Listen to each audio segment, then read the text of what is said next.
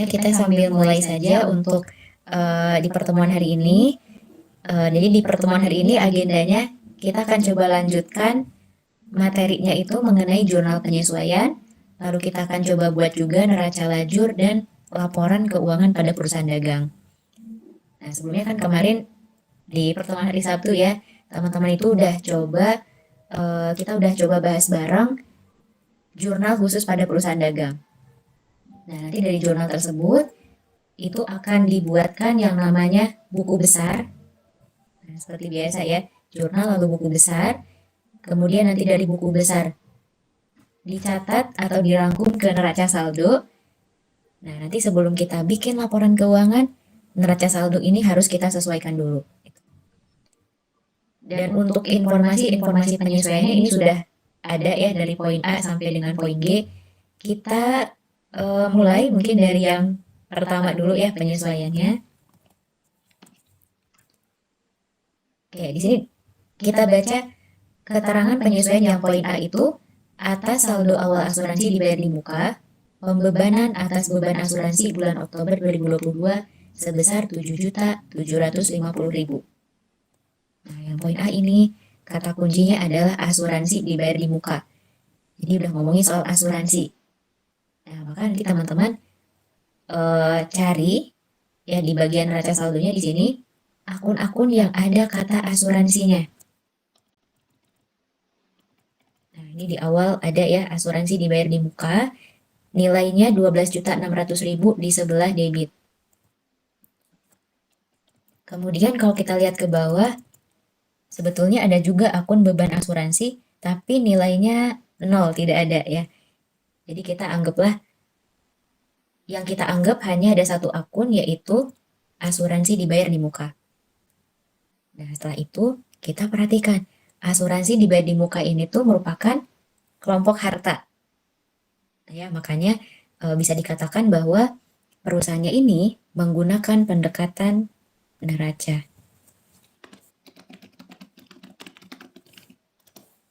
Gitu. Nah, nanti kalau misalkan beban-beban dibayar di muka dicatatnya sebagai harta atau perusahaannya pakai pendekatan neraca, maka cari tahu berapa sih nilai asuransi yang udah kita gunakannya. Berapa asuransi yang sudah digunakan. Nah, caranya kita baca lagi ya dari informasi penyesuaiannya itu, atas saldo awal asuransi dibayar di muka, pembebanan atas beban asuransi bulan, ini ada kesalahan, harusnya bulan November, yaitu sebesar 7.750.000. Nah, sebenarnya di informasinya ini tuh sudah diketahui bahwa asuransi yang sudah kita gunakan atau yang sudah menjadi beban itu adalah 7.750.000. Nah, maka nanti teman-teman langsung saja masukkan nominalnya 7.750.000 untuk jurnal penyesuaiannya. Nah, ini. Kemudian akun yang awalnya itu asuransi dibayar di muka di sebelah debit, gampangnya kita balik posisinya. Sehingga asuransi dibayar di mukanya berubah ke sebelah kredit, yang di sebelah debitnya masukkan sebagai beban asuransi. Karena asumsinya apapun hartanya gitu ya, termasuk juga asuransi, ketika sudah kita gunakan, itu harus kita catat sebagai beban. Oke, itu ya untuk yang nomor yang poin A. Sekarang yang B.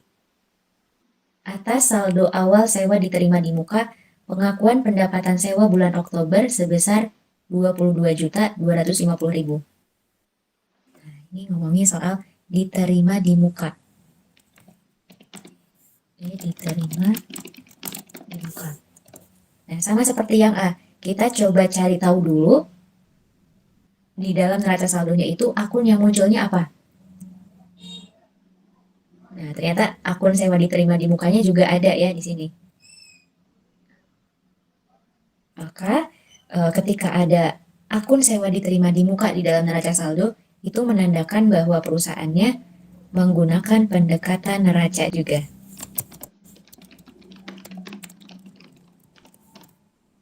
Karena harus teman-teman ketahui bahwa yang apapun yang belakangnya diterima di muka ini akun utang. Dan nanti utang ini tuh kalau teman-teman masih ingat masuknya kelompok akun neraca. Nah, makanya disebut juga dengan pendekatan neraca gitu. Dan sama seperti tadi, karena ini menggunakan pendekatan neraca, untuk nominal di jurnal penyesuaian itu cari yang sudah-sudah.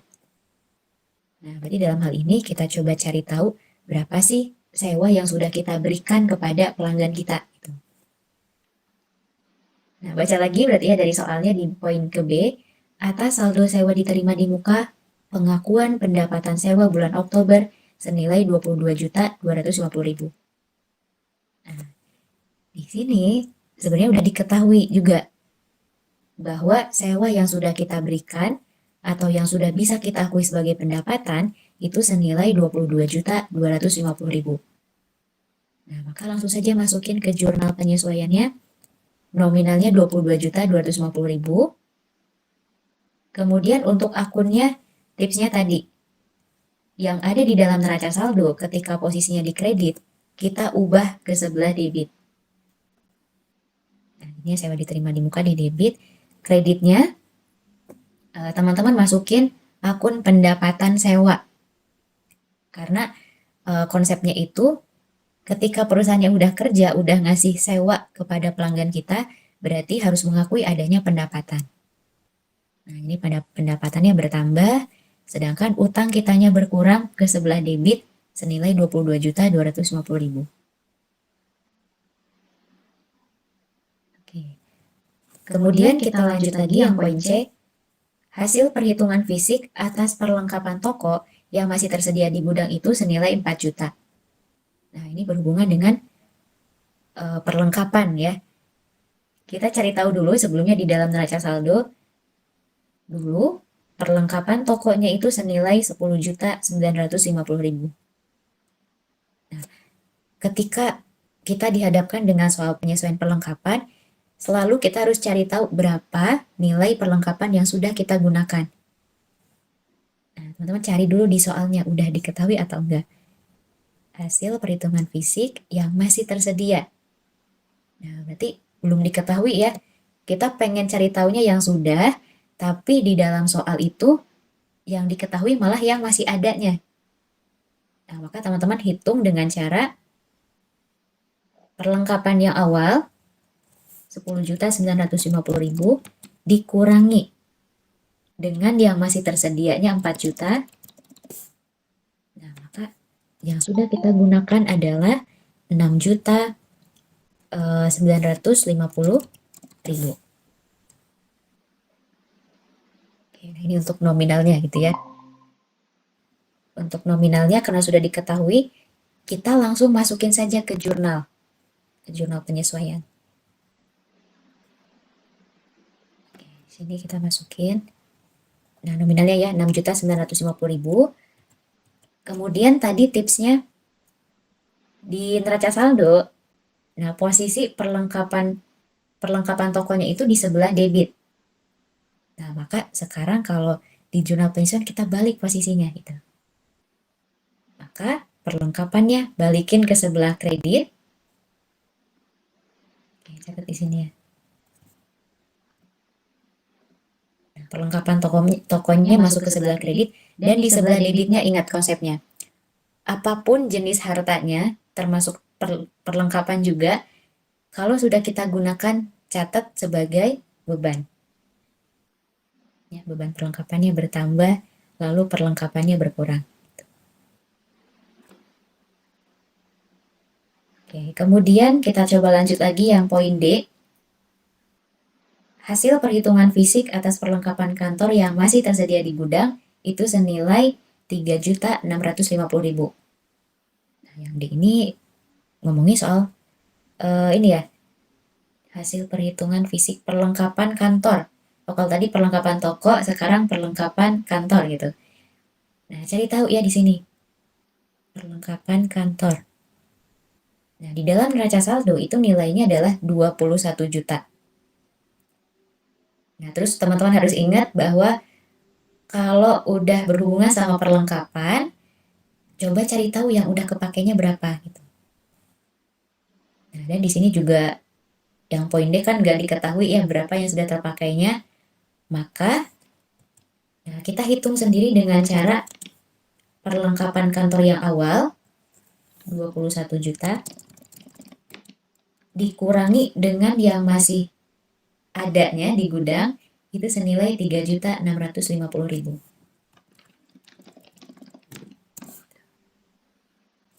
Kita hitung ya 21 Buat sepeda bisa.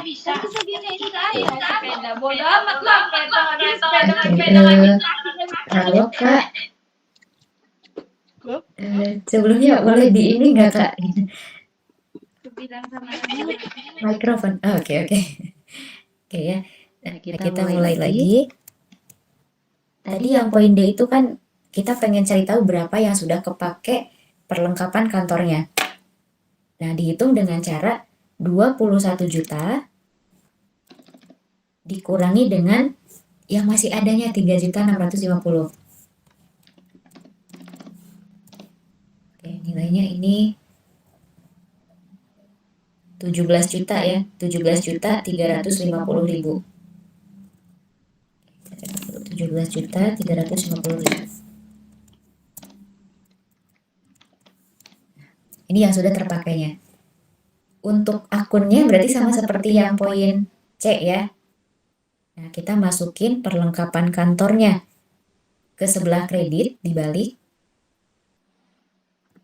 Oke, sini kita lihat perlengkapan kantornya di sebelah kredit, nanti beban perlengkapannya masukin ke sebelah debit. Perlengkapan.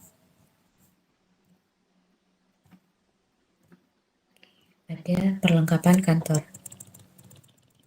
Tuh ya, beban perlengkapan pada perlengkapan kantor senilai 17.350.000. Nah, lalu kita coba lanjut lagi yang poin E, bahwa ada informasi penyesuaian mengenai pengakuan beban penyusutan peralatan toko bulan November, yaitu senilai 14.850.000. Nah, ini berhubungan dengan penyusutan. Nah, kalau penyusutan, jurnal penyusunnya selalu sama ya. Jadi kita lihat di sini, di sebelah debit itu pasti kita harus catat ada beban penyusutan atau beban depresiasi. Kreditnya masukin pasangannya akumulasi depresiasi. Sebutkan asetnya apa? Peralatan toko. Nilainya langsung dicatat 14.850.000. Dari ini ya, neraca saldo. Oke, itu untuk yang E. Nah, sekarang yang F.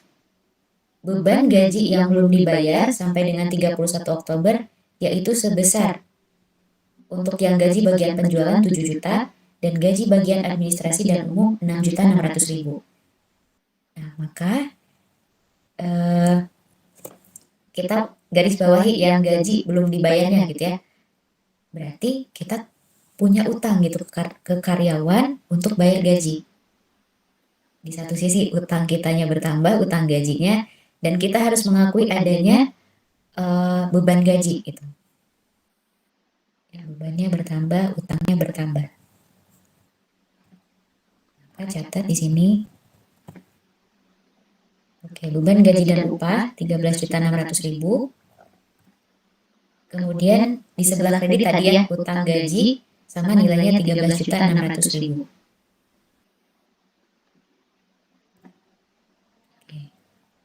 Berarti ini kalau yang tadi disatukan saja. Kalau mau dipisah juga boleh, beban gaji bagian penjualan, debit, beban gaji bagian administrasi dan umum. Di sebelah debit juga nanti kreditnya utang gaji 13.600.000. Itu mau disatuin juga boleh.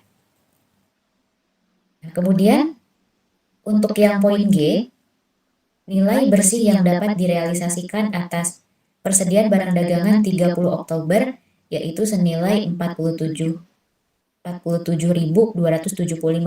Ini harga satuannya. Oke. Nah, ini kan di pertemuan kemarin itu kita sudah bahas jurnalnya, dan itu jurnalnya itu menggunakan metode perpetual.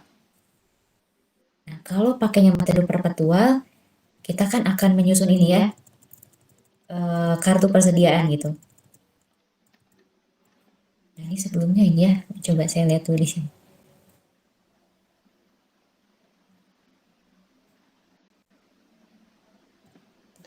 Oke. Sebelumnya di kartu persediaan yang di pertemuan kemarin sudah kita bahas itu ada 3 harga yang berbeda yang masih ada di gudangnya.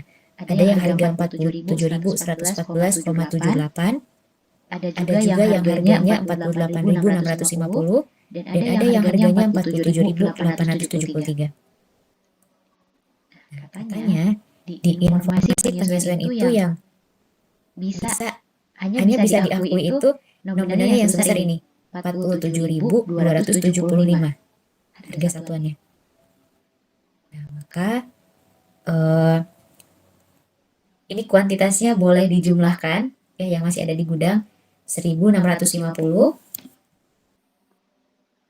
ditambah 5.300 ditambah 6.750, hasilnya adalah 13.700 unit.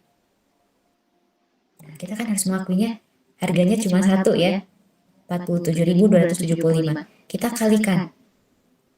Berarti 13.700 dikali harganya 47.275, maka totalnya adalah 647.667.500. Ini yang sesuai dengan penyesuaian. Nah, sedangkan kita coba bandingkan dengan harga yang sebenarnya yang dulu kita catat. Nah, totalkan saja jumlahnya di sini 77 juta sekian, ditambah 257 juta sekian, ditambah 323 juta sekian, maka hasilnya lebih tinggi ya, 658.727.141,3. Nah, ini yang sebenarnya. Kemudian yang menurut penyesuaian itu hanya boleh diakui segini, 647.667.500. Nah, ini kan kalau kita lihat beda ya. Teman-teman cari selisihnya, dikurangi saja. Yang menurut pencatatan 658 juta dikurangi dengan perhitungan yang menurut penyesuaian. Kita coba dikurangi. Hasilnya adalah, nah ini, 11.059.641,3. Udah tahu ya selisihnya segitu. Kemudian, logikanya gini. Kita tuh punya persediaan yang kita catat di dalam pembukuan itu 658.700 sekian gitu. Tapi yang boleh kita akui itu hanya segini, 647 juta sekian. Nah, maka selisihnya ini kita akui sebagai kerugian gitu ya. Harusnya kan lebih tinggi yang kita catat, tapi malah yang kita catatnya dikurangi gitu. Nah, nanti jurnal penyesuaian itu seperti ini.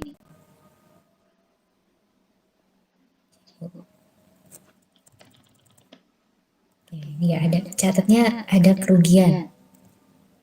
Nah, rugi penurunan nilai persediaan barang dagangan, atau kalaupun tidak dimasukkan sebagai kerugian penurunan persediaan, teman-teman boleh juga mencatatnya sebagai HPP ya di sebelah debitnya. Nah, nanti di sebelah kreditnya, tadi kan harus dikurangi nih persediaannya, maka persediaan catat di sebelah kredit. Senilai yang tadi ya, 11.059.641. 11.059.641,3. Oke, jadi kalau menurut penyesuaian lebih rendah dibandingkan yang sebenarnya, maka cari selisihnya, kurangi nilai persediaan kita. Nah, sama seperti kasus ini. Tapi kalau kasusnya menurut penyesuaian lebih tinggi nantinya dibandingkan dengan pencatatan yang sudah kita catat sebelumnya. Maka cari selisihnya, nanti selisihnya itu masukkan sebagai persediaan barang dagangan di sebelah debit, ya. Kemudian kreditnya boleh akui sebagai HPP.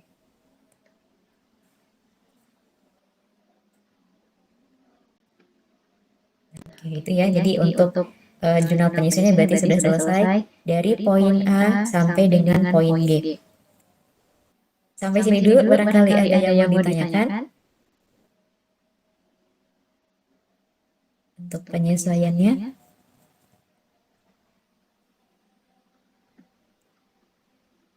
Bisa ya. Nanti kalau misalkan ada yang masih kurang jelas, boleh langsung ditanyakan aja. Ini untuk jawabannya jurnal pensiun di sini ya. Nah, kalau sudah kita buatkan jurnal penyesuaian. Selanjutnya kita buat yang namanya neraca lajur atau kertas kerja itu. Nah, untuk pengerjaan kertas kerja, kalau teman-teman udah belajar sebelumnya di akuntansi jasa, itu sama saja langkahnya. Nah, nanti teman-teman isi kolom kode akun, nama akun, kemudian neraca saldo, terus pindahkan juga angka-angka dari penyesuaian. Baru untuk yang kolom NSD ini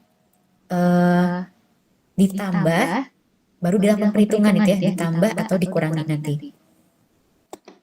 Nah, kita bahas mungkin ya dari awal dulu. Yang paling pertama yang harus kita isi adalah kode akun, nama akun, sampai dengan neraca saldo. Ya, caranya gimana? Teman-teman pindahin aja akun sama angka-angkanya dari neraca saldo yang ini. Nah, ada di sini.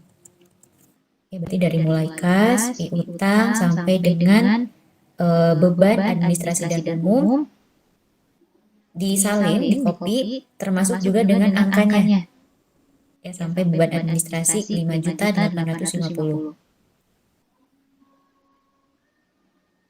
Oke, nah sampai sini ya. Nah, sudah masuk, nanti ditotalkan dulu apakah sudah seimbang atau enggak debit kreditnya. Pastikan nilainya harus sama dengan di neraca saldo yang tadi. 5.918.457.500. Oke, udah sama ya. 5.918.457.500. Kalau sudah, teman-teman isi kolom penyesuaian. Nah, cara mengisinya juga salin saja gitu angka-angka yang sudah masuk ke dalam jurnal penyesuaian tadi.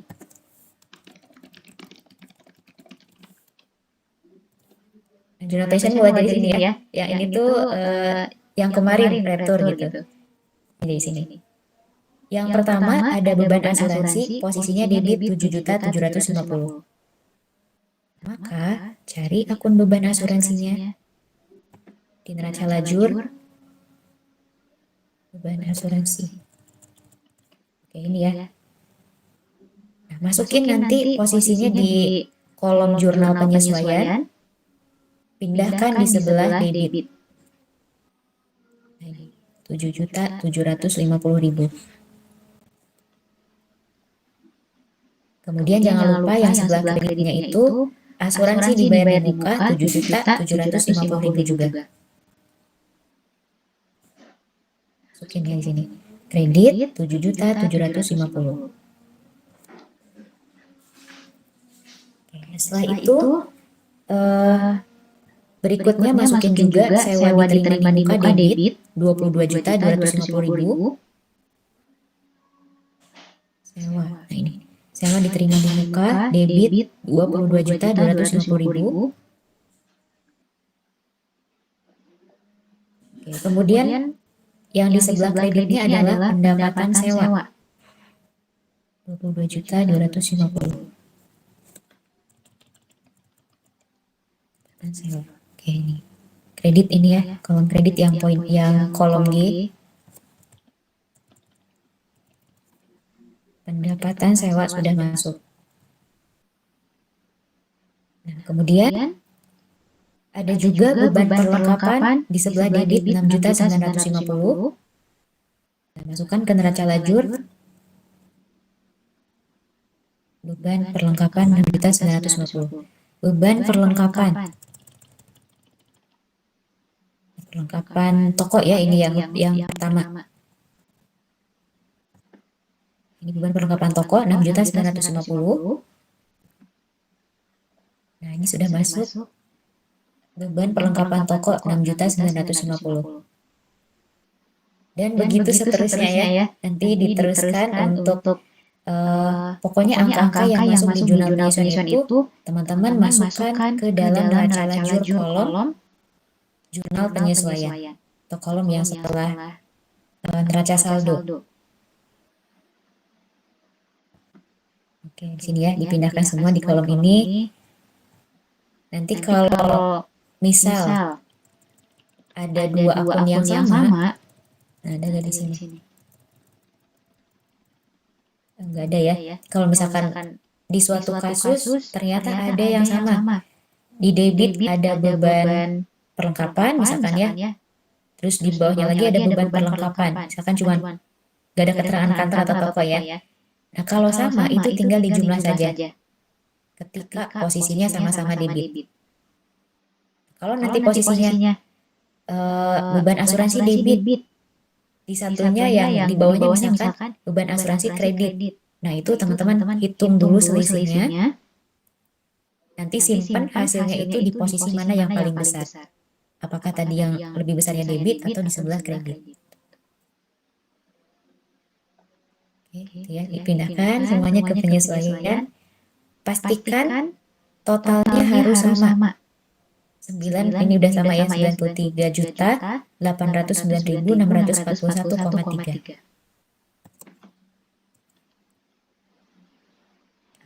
Nanti kalau sudah aman totalnya, kita baru masuk mengisi kolom NSD.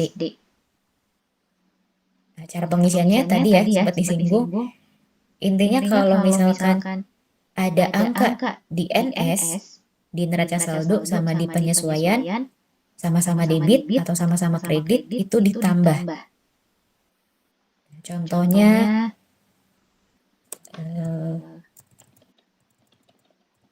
nah ini contohnya beban gaji gitu ya. Ini yang satu yang kolom D itu di sebelah debit, di penyesuaian juga yang kolom F di debit lagi. Maka tinggal ditambah 874.250.000 ditambah 13.600.000, hasilnya simpan ke sebelah debit. 887.850.000. Sedangkan kalau cuma ada satu angka di NS-nya saja atau di penyesuaiannya saja, berarti nilainya cantumkan sama.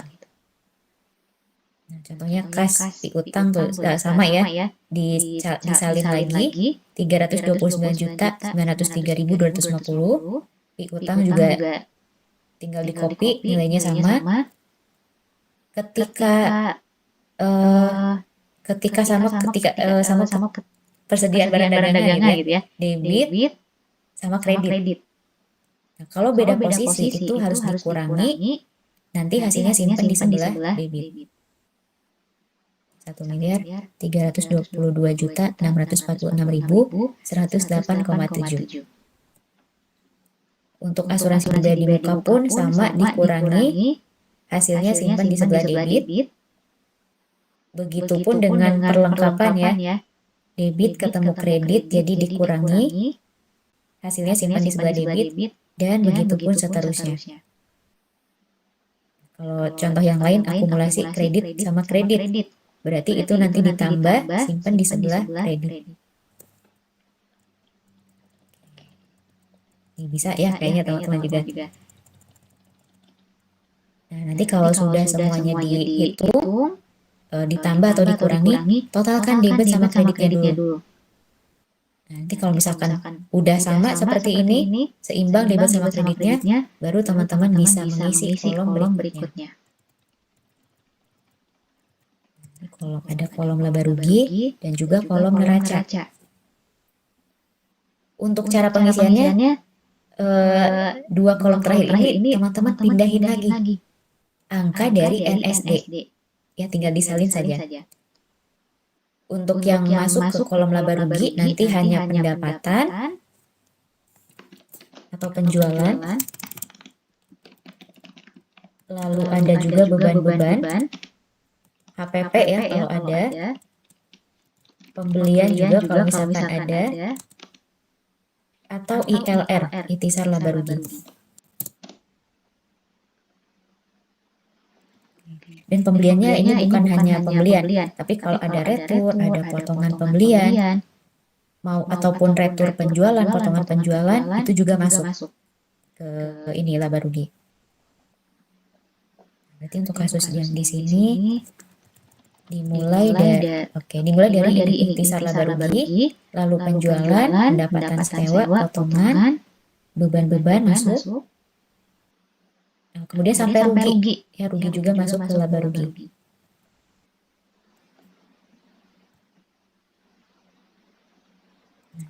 Ini kita pindahkan.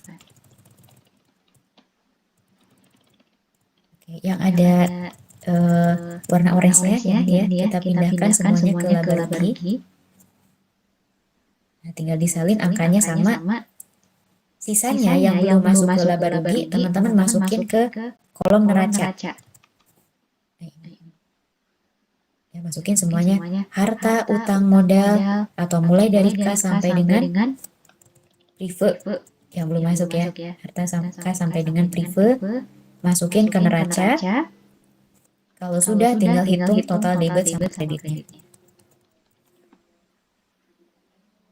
Nah, ini. Untuk dua kolom terakhir biasanya itu nggak akan balance. Karena di sana ada selisih keuntungan ataupun kerugian yang dialami oleh perusahaan.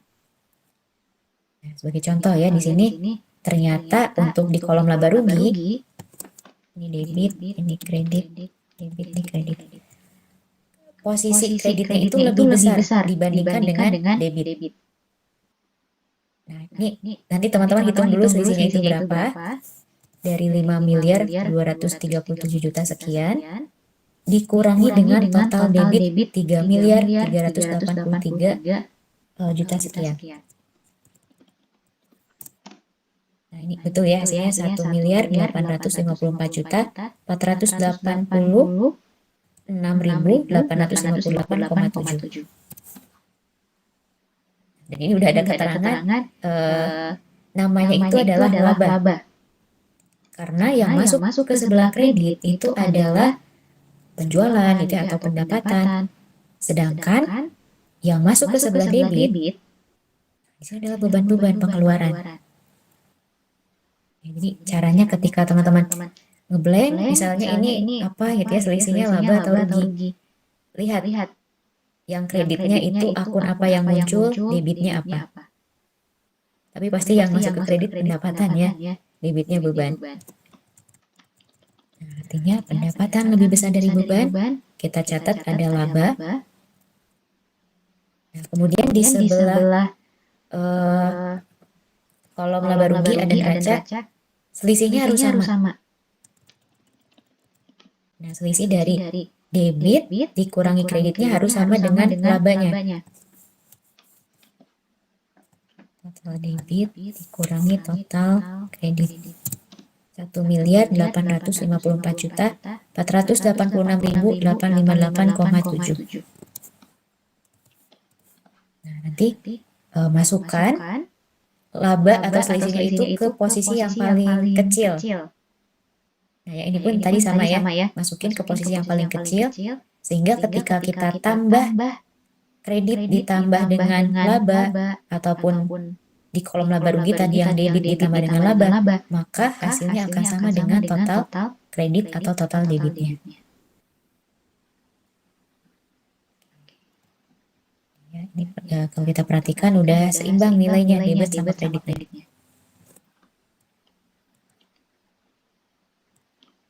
Itu ya, jadi untuk penyusunan kertas kerja bisa nggak kira-kira sampai sini?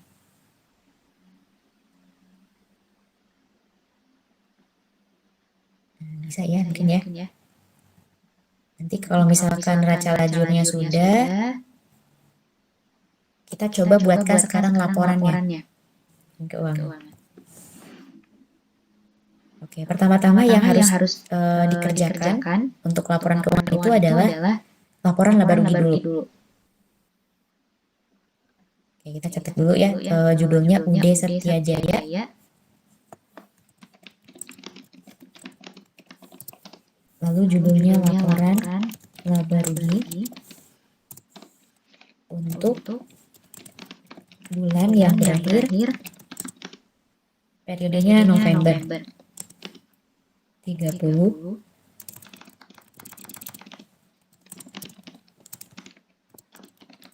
2020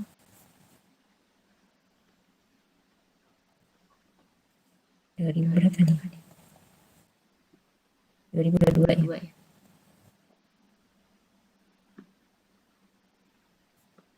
Oke, 2022.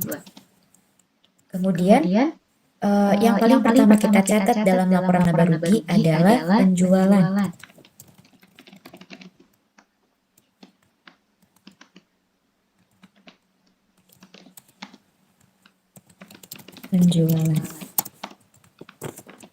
Catat ya akunnya.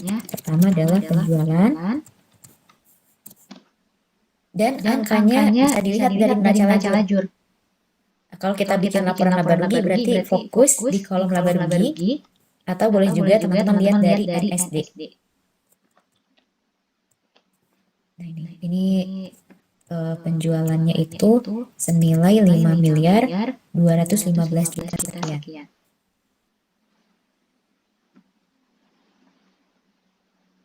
Oke. Terus jangan hanya penjualan, tapi kita kurangi dengan retur ataupun potongan penjualan kalau semisal ada.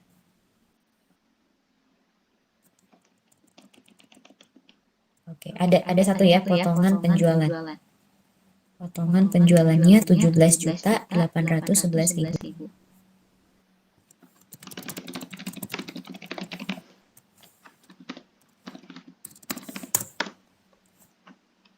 Kita langsung kurangi aja ya karena cuma ada satu. Catat negatif 17.811.000.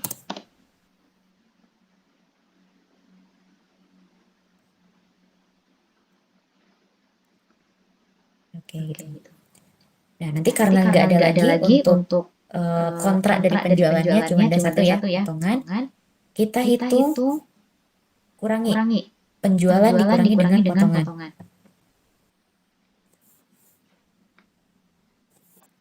Ini kurangi dengan potongan. Hasilnya adalah 5.597.871.500 disebut dengan penjualan bersih.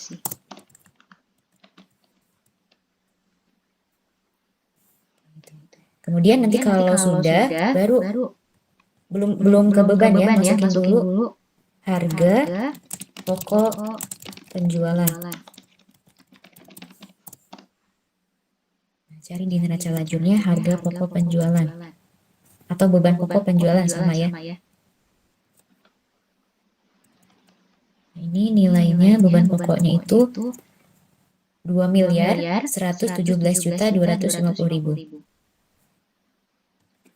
Negatif 2.117.250.000. Oke, jangan lupa ya HPP itu akan kita kurangi dengan penjualan. Jadi harus teman-teman catat negatif atau kasih tanda kurung. Nah, nanti kalau misalkan sudah kita kurangi penjualan dikurangi dengan HPP. Nah, hasilnya adalah 3.080.621.500 disebut dengan laba kotor. Oke, baru laba kotor ya. Nah, nanti laba kotor ini kurangi dengan beban operasional. Sama tinggal lihat di neraca lajur, mulai dari beban angkut penjualan, kemudian beban gaji, beban iklan, dan seterusnya sampai dengan di sini ada rugi, penurunan NRV.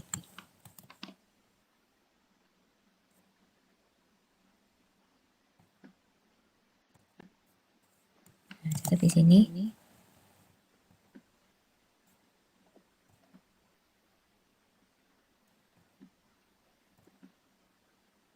Oke, gitu.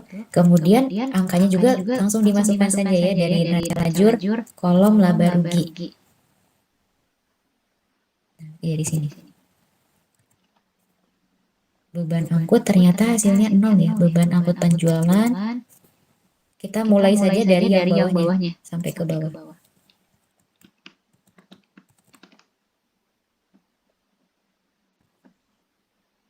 Ini beban gaji. Beban gaji catat di sini.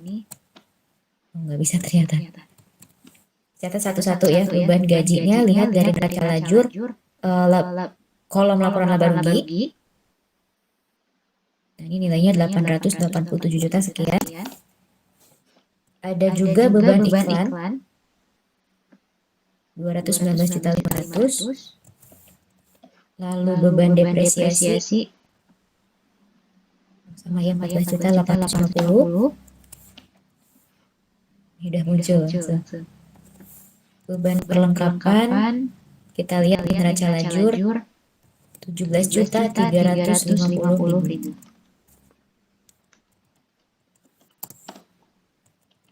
Lalu ada beban penjualan lain-lain 9.450.000.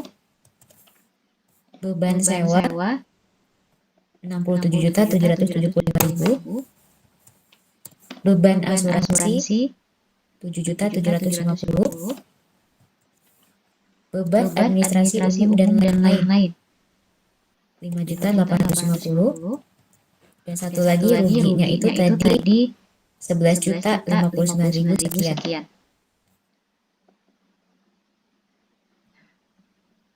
Ya, nanti kalau sudah totalkan di sini total beban operasional.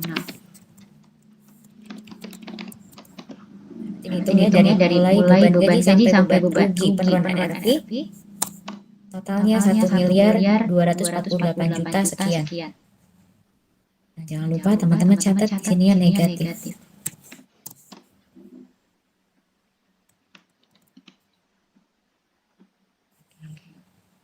Nah, setelah itu tadi ada satu lagi yang belum masuk ya, pendapatan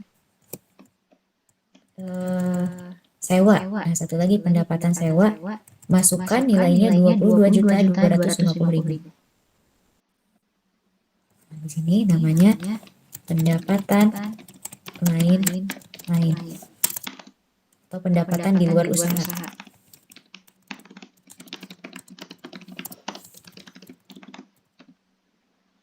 Pendapatan sewa. Nah, kita masukin langsung ke ini ya, disamakan di barisnya.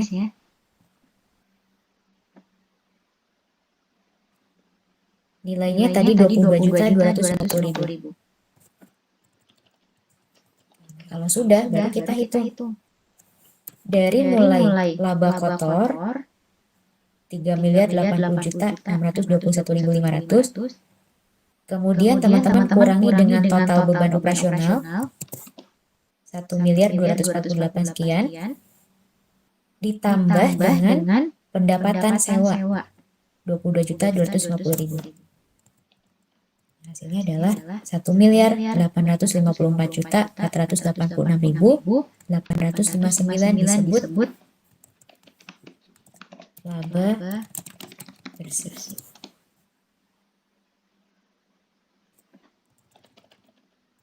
Oke, pastikan nilainya sama dengan di neraca lajurnya ya. 1.854.486.85. Ini pembulatan.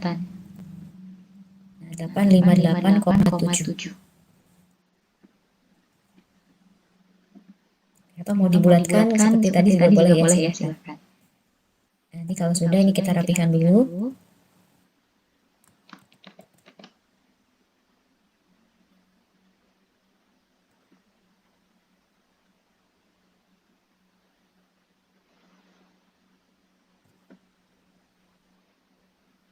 Oke, ya. Ini untuk pencatatan laporan laba rugi. Boleh sambil dipahami mungkin ya, sebelum lanjut ke laporan berikutnya.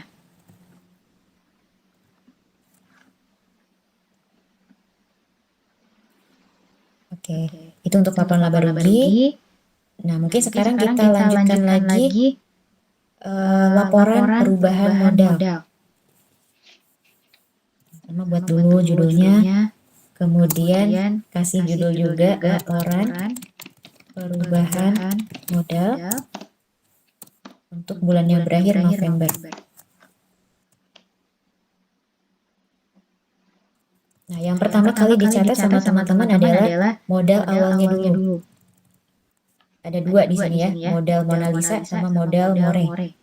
Modal Mona Lisa. Catat di sini modal Mona Lisa. Ada juga modal More. Nah, lihatnya boleh di bagian neraca lanjut kolom paling ujung. Di kolom ini neraca ya.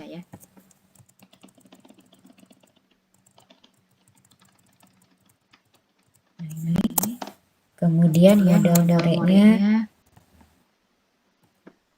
More-nya ini yang 171 juta ya. Ini. Kemudian karena tadi perusahaannya mengalami laba bersih atau net income, kita tambah dengan laba. Ya, atau teman-teman hitung dulu di sini modal awal totalnya. 342 juta sekian ditambah modal More-nya 171 juta sekian. Nah, baru tambah dengan laba bersih. Pindahkan langsung salin ya. 1.854 juta sekian. Dan kalau nggak salah tadi ada preview juga.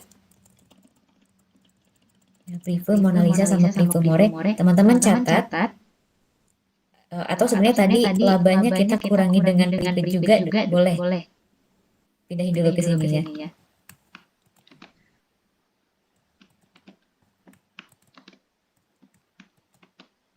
Nggak bisa ya.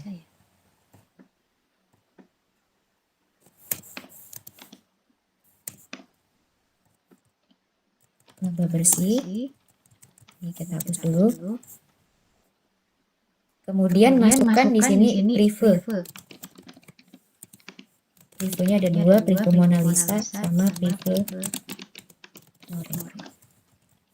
Dan ingat catatnya negatif atau boleh kasih tanda kurung sebagai tanda bahwa nanti itu bakal kita kurangi ya dengan labanya. Preview More senilai 45 juta. Nanti kita hitung laba bersih dikurangi dengan semua preview. Nah, hasilnya ternyata 1.701.986.000 sekian. Dan ini disebut dengan kenaikan modal.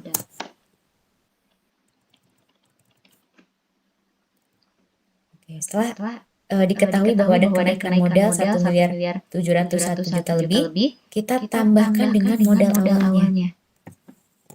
Ini ditambah dengan kenaikan modal, hasilnya 2.215.961.858,7 disebut dengan modal akhir.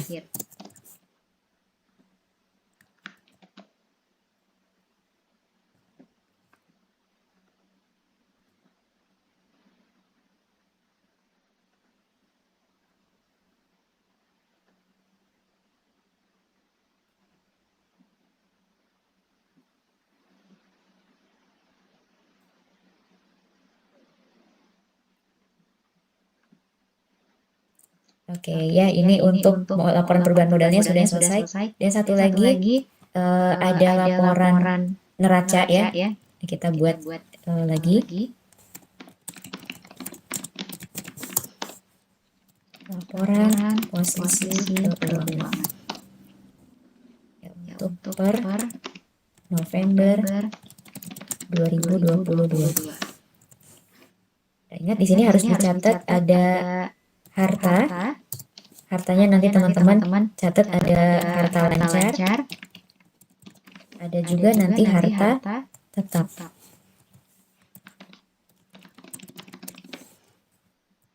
Oke, tinggal disalin. Lihat dari neraca lajur, masukkan harta lancarnya semua. Dari mulai K sampai dengan perlengkapan kantor.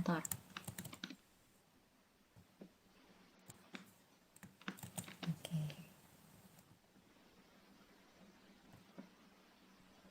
Nah, nominalnya juga tinggal dimasukkan ya sebesar yang ada di dalam neraca lajur. Kas nilainya 329 juta sekian. Untuk piutang 318 juta sekian.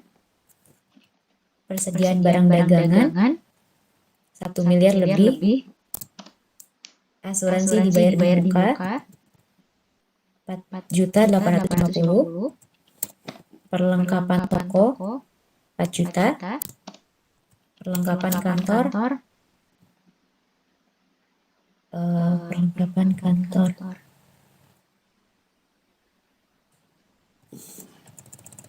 Perlengkapan kantor ini nilainya adalah 3.650.000. Oke. Kemudian kita hitung gitu ya untuk total harta lancarnya.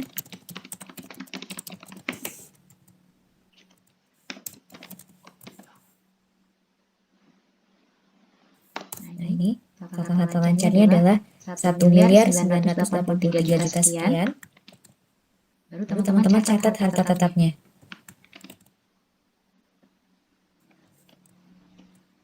Oke, di sini ada peralatan, ada akumulasi.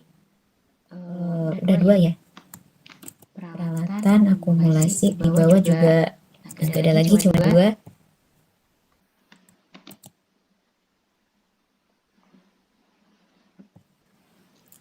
Kita catat peralatan tokonya.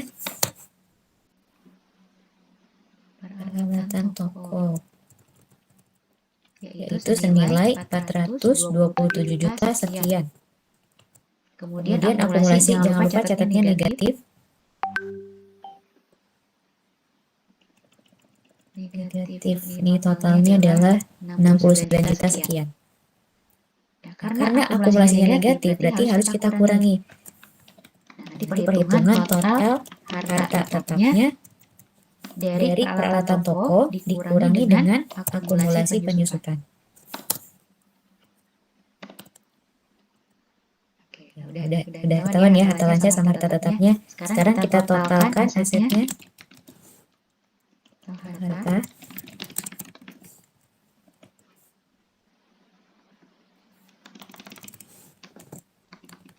Jumlahkan dari total harta lancar ditambah dengan total harta tetap.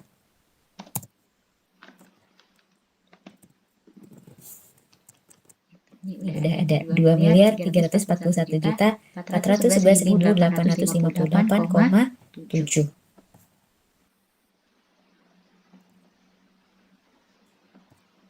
Sekarang kita catat berarti untuk yang pasifanya utang dan modal.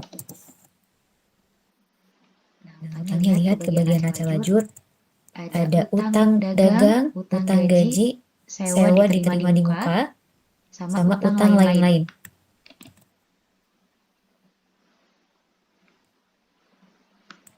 Oke, masuk sini. Ini kebetulan semua utangnya jenisnya utang lancar semua ya.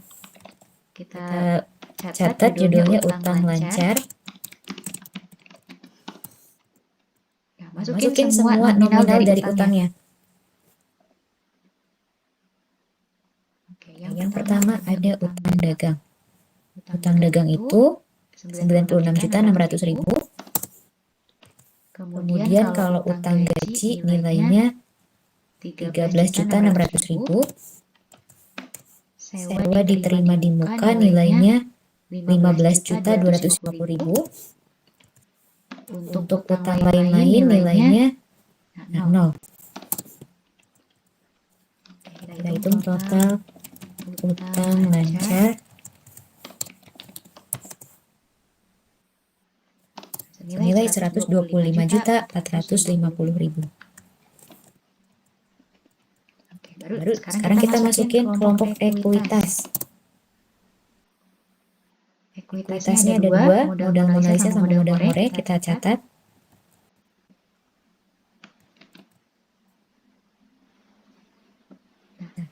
Dengan catatan gitu ya, atau boleh juga sebetulnya boleh juga di awal di sini ada ya,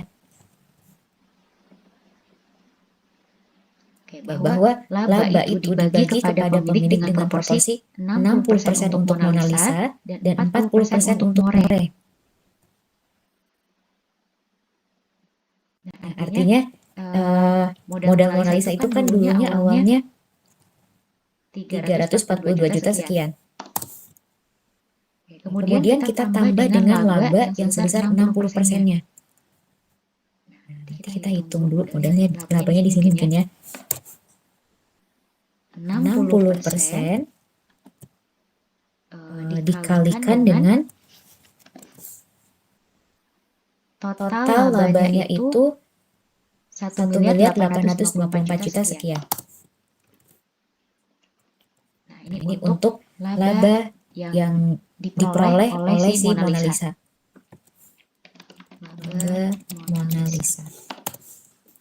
Kemudian sisanya berarti dari total laba secara keseluruhan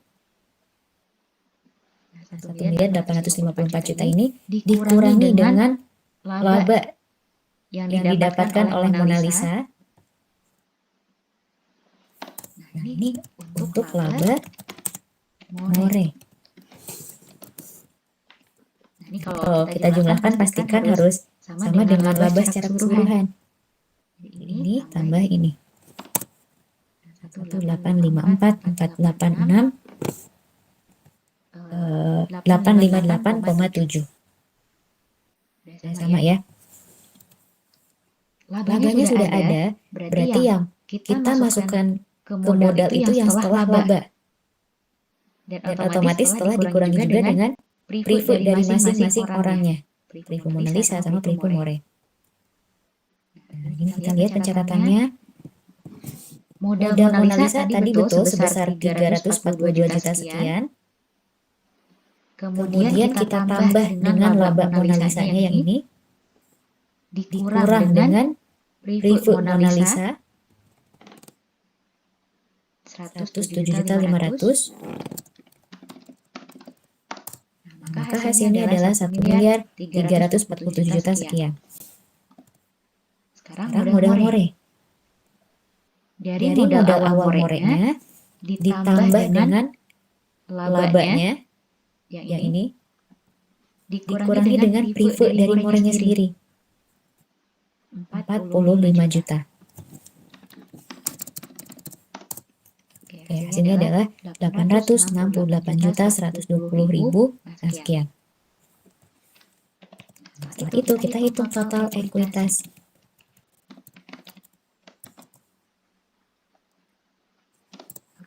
Hasilnya adalah 2.215.961.858,7. Baru setelah itu terakhir kita jumlahkan total utang dan modal.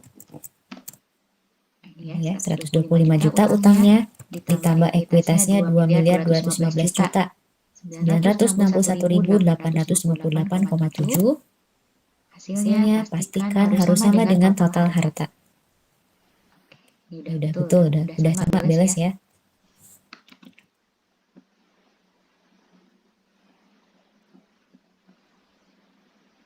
Kita rapikan dulu.